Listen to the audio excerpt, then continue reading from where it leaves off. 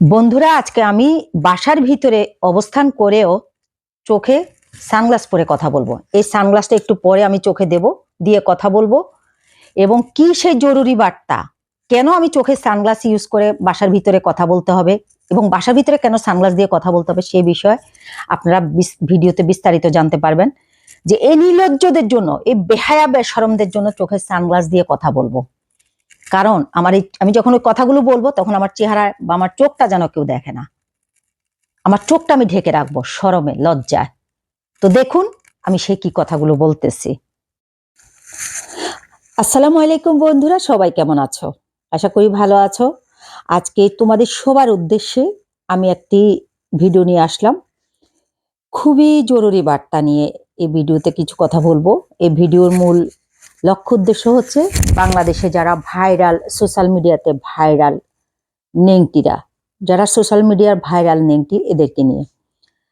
আমরা বাংলাদেশে যারা বসবাস করি, আমরা যে কতটা নির্লজ্জ ক্যারেক্টার দেখতে হয়, আমাদের সন্তানরা, আমাদের মা বোনরা, আমাদের ভাই বোনরা, আমাদের স্বামী দেবর, সবাই কত নির্লজ্জ ক্যারেক্টারের মানুষকে দেখতে হয়। আমাদের ননদ সবাই, শ্বশুর শ্বশুর সবাই কত নির্লজ্জ ক্যারেক্টার দেখতে হয়। সোশ্যাল মিডিয়া খুলতেই পারি না। আরে ভাইরে, সোশ্যাল মিডিয়া খুললেই দেখতে হয় মামুন লায়লা, তনির স্বামী, আর একটা হচ্ছে ওই যে মতিঝিল আইডিয়াল স্কুলের যে একটা মেয়ে বিয়ে করছে, যে সেখানে গভর্নিং বডি একজন লোককে বিয়ে করছে সেইটা। তারপরে হচ্ছে যে এই আমেরিকা থেকে দেখতে হয় মিষ্টি ইমাম না কি যেন, তারপরে হচ্ছে ফুড আপ্পি, তারপরে এইটা সেইটা বক্কর চক্কর। ভাইরে, ক্লান্ত হয়ে গেছি। এই যে মামুন লায়লা এত বড় অসভ্য, এত বড় খারাপ, কাকে ভালো বলবো? মামুন যেরকম খারাপ, লায়লাও সেরকম খারাপ। মামুন হচ্ছে একটা নাম্বার ওয়ান ইডিয়ট, মানে অকালে পাকিলে বাল, দুঃখ থাকে চিরকাল। এইটুক একটা পোলা, তার বয়স আজ থেকে 3 বছর আগে সে নাকি লায়লার সাথে 3 বছর আগ থেকে লিভ টুগেদার করে। এটা লায়লার ভাষ্য শুনতেছি কিছুদিন থেকে। তো এখন সে 3 বছর আগ থেকে যদি লায়লার সাথে লিভ টুগেদার করে, লায়লার মামলাতে লায়লা উল্লেখ করেছে তার লায়লার বয়স 47, মামুনের বয়স হচ্ছে 24। এখন 3 বছর আগে মামুনের বয়স কত ছিল?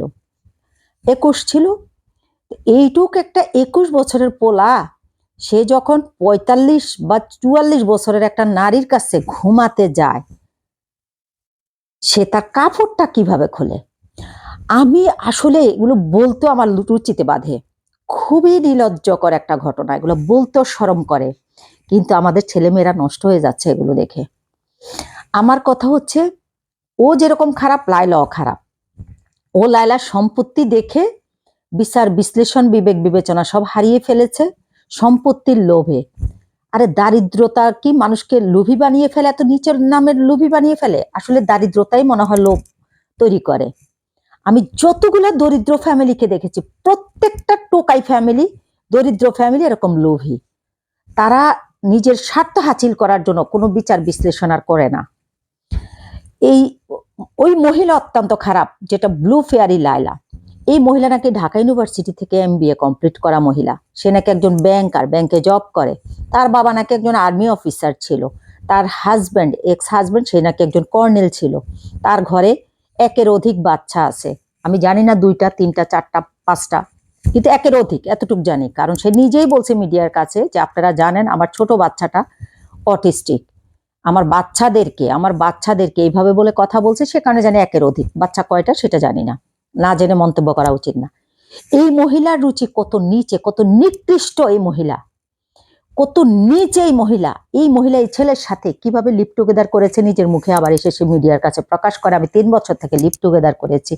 সে লিভ টুগেদার বলে নাই, সে বলছে তাকে বিয়ের প্রলোভনে ধর্ষণ করছে মামুন। আচ্ছা, 20 বছর বা 21 বছরের একটা পোলা, তুমি 45 বছরের একটা নারী, তোমাকে কিভাবে ধর্ষণ করে? কিভাবে তোমাকে ধর্ষণ করে? আর তাও কি তোমার ঘরে বছরের পর বছর রেখে তুমি তার দ্বারা ধর্ষিত হইছ?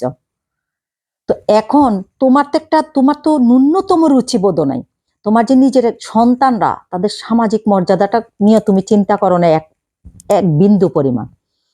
মানুষের লাইফে ডিভোর্স থাকতে পারে, মানুষের বিয়ে হলে সেটা তার স্বামীর সাথে যে তার আন্ডারস্ট্যান্ডিং ভালো থাকে বা এক স্বামীর সংসারে যে তার জীবন যায় এরকম না, মিসআন্ডারস্ট্যান্ডিং থাকতে পারে, মিউচুয়াল না হতে, তার মধ্যে তাদের মধ্যে মিউচুয়ালি তারা সংসার করতে নাই পারে। এই ব্যর্থতার কারণে মানুষ সেপারেট হতেই পারে, কারণ এক একজনের চিন্তাধারা এক এক রকমের। অনেকে নির্যাতিত হয়েও বিড়ালের মতো ওই স্বামী সংসার করে, অনেকে একটু নিজের সম্পর্কে মানে সচেতন, আত্মসম্মান চিন্তা করে, সে কারণে সে এগুলো মেনে নেয় না। তো এখন এক একজনের নীতিবোধ, এক একজনের মেরুদণ্ড এক এক রকম। কার পায়ের নিচের মাটি কত শক্ত সে অনুসারে তার নিজের মেরুদণ্ডটা শক্ত থাকে, তার নিজের আত্মসম্মানটা তৈরি হয়। এখন তুমি একজন কর্নেলের ওয়াইফ ছিলা, কর্নেলের সাথে তোমার সেপারেশন হয়ে গেছে, ওকে, ডাজ নট ম্যাটার, তুমি আবার একটা বিয়ে করো। আমাদের ইসলাম বিয়েকে হালাল করেছে, ডিভোর্সকে ইসলাম স্বীকৃতি দিয়েছে, মুসলিম আমাদের আইন ডিভোর্সকে স্বীকৃতি দিয়েছে, একের অধিক বিয়েকে মানে স্বীকৃতি দিয়েছে আইন, ইসলাম স্বীকৃতি দিয়েছে, হালাল করেছে। তাহলে তুমি কিভাবে একটা 20 বছর বা 21 বছরের ছেলেকে নিয়ে তুমি ঘুমাও, তোমার হাঁটু চিপাতে রেখে ঘুমাও? তোমার কি লজ্জাবোধ নেই?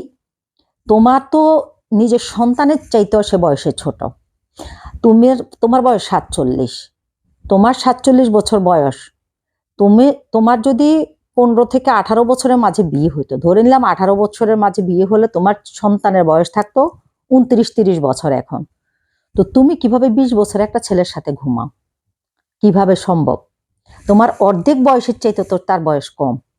তারপরে ছেলেটা হচ্ছে টোকাই, ধরতে গেলে সে একটা টিকটকার ছিল, টিকটকার থেকে সে ফোকাস হয়েছে, তার মানে তাকে জনগণ চিনছে একটা টোকাই, সে রীতিমতো একটা টোকাই, একটা টোকাই থেকে সে এখন টিকটকার হয়েছে। তো টিকটকার থেকে জনগণ তাকে চিনছে বিভিন্ন সোশ্যাল মিডিয়ায়, এটা হচ্ছে তার ইনকামের একটা রাস্তা সে বেছে নিয়েছে। তুমি যে লাইফটা বিলং করো, তোমার বাবা একজন আর্মি অফিসার, তুমি ঢাকা ইউনিভার্সিটির একটা এক্স স্টুডেন্ট, প্রাক্তন স্টুডেন্ট, তুমি একজন ব্যাংকার, যতটুকু শুনেছি তুমি ব্যাংকে জব করো, তুমি একজন ব্যাংকার, তুমি একটা ভালো সোসাইটি বিলং করো, তুমি একটা ভালো হাজবেন্ডের ঘর থেকে চলে আসছো, একজন কর্নেলের ঘর থেকে, এবং সেই ঘরে তোমার একের অধিক সন্তান আছে। তুমি কি এদের মর্যাদাও চিন্তা করো না? ন্যূনতম একটু চিন্তা আসে নাই? এই বাচ্চাগুলোর ভবিষ্যৎ নিয়েও তোমার ন্যূনতম কোনো চিন্তাবোধ ছিল না? এই বাচ্চাগুলোকে তুমি সমাজে কতটা নিচে নামিয়ে ফেলছো, কতটা লজ্জিত করেছো। এই বাচ্চারা স্কুলে যেতে পারবে না, কলেজে যেতে পারবে না, ভালো একটা সোসাইটিতে মিশতে পারবে না, ভালো জায়গায় যেতে পারবে না। এই বাচ্চাদের একটা ফিউচার আছে, বাচ্চাদের বিয়ে শাদী ঘর সংসার, তুমি মনে করো তোমার সয় সম্পত্তি আছে, টাকা পয়সা আছে, বাড়ি গাড়ি আছে, এটা দিয়ে তোমার বাচ্চাদেরকে তুমি সমস্ত তোমার বাচ্চাদের এই যে যে বাচ্চাদের যে সামাজিক ভাবে বাচ্চাদেরকে যে তুমি হেনস্থা করেছ, সামাজিক ভাবে তাদেরকে তুমি ইয়ে করেছ, মানে লজ্জিত করেছ, তোমার এগুলো সব হালাল হয়ে যাবে এগুলোর বিনিময়? না, হালাল হবে না। তুমি একটা অত্যন্ত নিকৃষ্ট মহিলা। তোমরা দুইজনে দাঁত কেলিয়ে কেলিয়ে সোশ্যাল মিডিয়া ভাইরাল হইতে আসছো টাকা ইনকামের জন্য। তুমিও লুভি, ওই ছ্যামরাও লুভি। ওই ছ্যামরার মা আবার মিডিয়ার কাছে বলে যে লায়লা 10 তালা বাড়ি দিবে বলে বলে 10 তালা বাড়ি দেয়নি। তুমি আবার বলো ও তোমাকে প্রতিটা মুহূর্তে দামি দামি জিনিস কিনে দিতে বলে, কিনে দিয়ে তারপরে তোমার কাছে ফিরে আসে। আবার সে বলে তুমি তার কাছে 80 লক্ষ টাকা চাইছো। আবার তার মা বলে তুমি 10 তালা একটা বাড়ি দিবা দিবা বলে ঘুরাইতেছো, বাড়িটা দিচ্ছ না। তুমি তার বিরুদ্ধে মামলা করছো, তোমাকে মারপিট করছে, মামলা করছো তোমাকে ধর্ষণ করছে বিয়ের প্রলোভনে ফেলে। তুমি বিয়ের প্রলোভনে পড়বা কেন? তুমি বিয়ের প্রলোভনে পড়বা কেন? একটা 47 বছরের নারী একটা 20 বছর 21 বছরের পোলার কাছে বিয়ের প্রলোভনে, ওর তো এখনো এখান দিয়ে পানিটা ঠিক মতো গজায় নাই। তোমার তো লজ্জা হওয়া উচিত। কিভাবে কি করছো? তোমার শরম করলো না তুমি যে কাজটা করছো? তুমি কি লাইফ স্টাইল বিলং করো? তুমি গেছো কোথায়? একটা টোকাইকে তুমি তোমার সমাজের মধ্যে তুলে এনে, তোমার বাসায় তুলে এনে তোমার সামাজিক মর্যাদা নষ্ট করেছ, তোমার সোসাইটি নষ্ট করেছ, সমাজ নষ্ট করেছ, বাংলাদেশের পরিবেশ নষ্ট করেছ, জেনারেশনদেরকে নষ্ট করতেছ। প্রতিটা ঘরে তুমি এগুলোকে মানে এগুলোকে তুমি এমনভাবে প্রচারণা করে দিচ্ছ যে প্রতিটা ঘরে চাইলে এগুলো করতে পারবে, এগুলো হালাল। আমার দৃষ্টিতে তোমাকে শুদ্ধ জেলে নিয়ে যাওয়া উচিত। যেমন মামুনও আজীবন জেলে থাকা উচিত, তুমিও আজীবন জেলে থাকা উচিত, এবং জেলে ঢুকানোর আগে তোমাকে 100টার উপরে দৌড়া মারা উচিত, জনসম্মুখে রেখে দৌড়া মেরে তারপর তোমাকে আজীবন জেলে রাখা উচিত। তুমি যখন আজীবন জেলে থাকবা তখন বাচ্চাদের লিগ্যাল গার্ডিয়ান হিসাবে বাচ্চাদের বাবা বাচ্চাদেরকে নিয়ে যাবে, যেহেতু তুমি আর থাকতেছ না, তাহলে বাচ্চাদের বাবা বাচ্চাদেরকে নিয়ে গেলে বাচ্চাদের জীবনটা, বাচ্চাদের সামাজিক মর্যাদাটা তৈরি হবে। এই বাচ্চারা সমাজের চেহারা দেখাতে পারবে না তোমার মতো একটা কুলাঙ্গার মায়ের কারণে। তুমি বিয়ে করো, সমস্যা নেই, বিয়ে হালাল, তুমি বিয়ে করে সংসার করো। বিয়ে করে যদি কেউ তোমার সাথে এবং তোমার বয়সের থেকে ছোট হোক, নো প্রবলেম, কিন্তু তাই বলে তোমার বাচ্চার সমান, তোমার বয়সের অর্ধেকের চাইতে নিচে, তোমার তো লজ্জা হওয়া উচিত। তোমার ছেলেমেয়েরা সমাজে কিভাবে মুখ দেখাবে, আমি তাদের জন্য লজ্জিত, আমার কষ্ট হয় তাদের জন্য।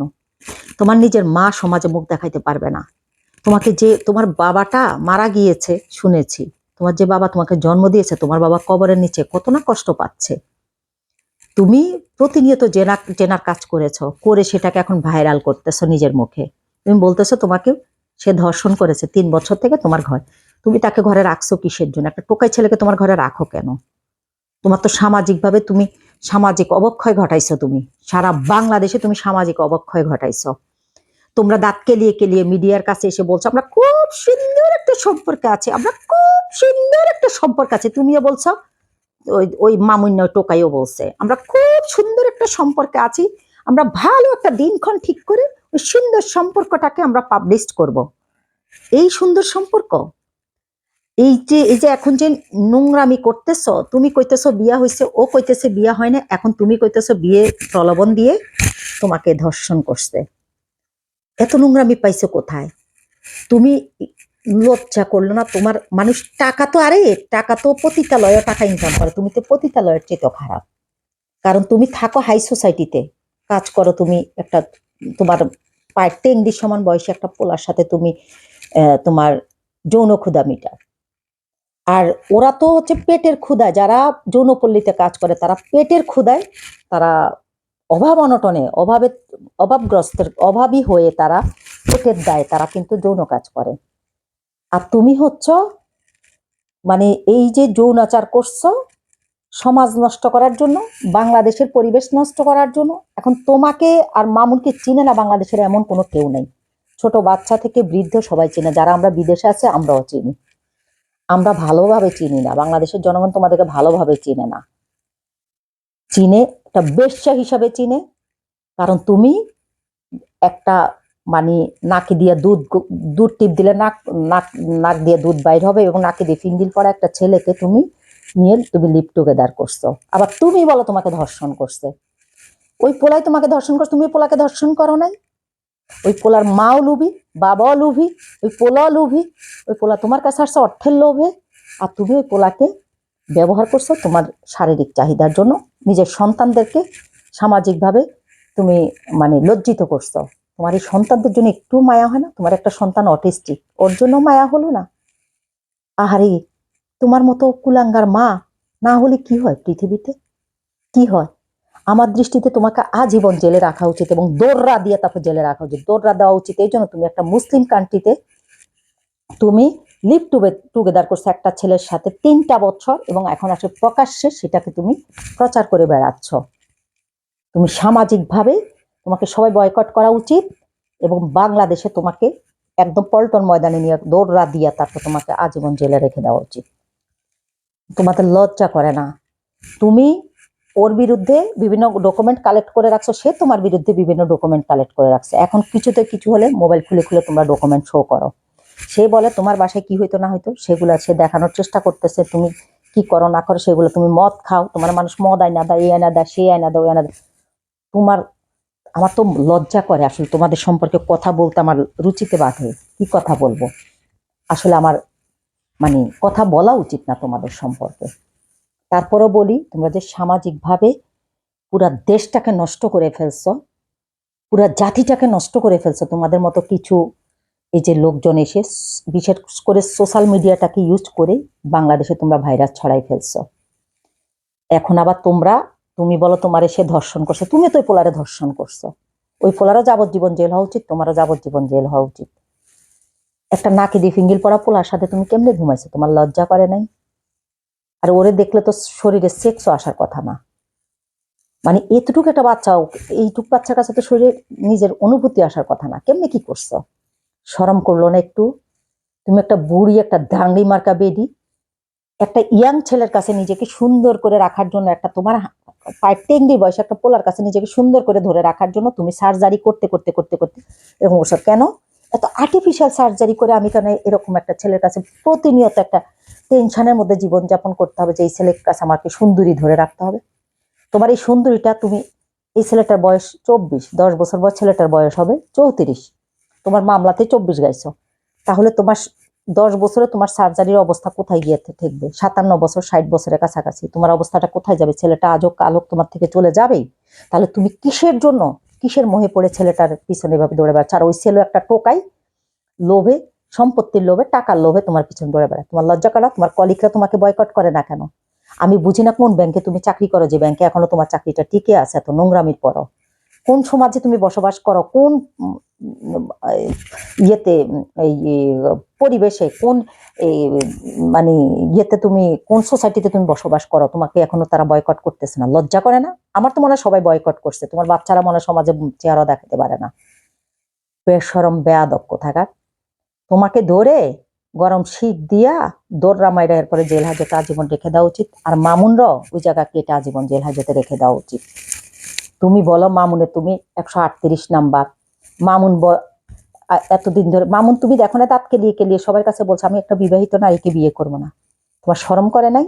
যে বেড়ার লাগে ঘুমাই থাকো, এই বেড়া সকাল উঠতে আমি বিবাহিত নারীকে বিয়ে করবো না। শরম করলো না একটু?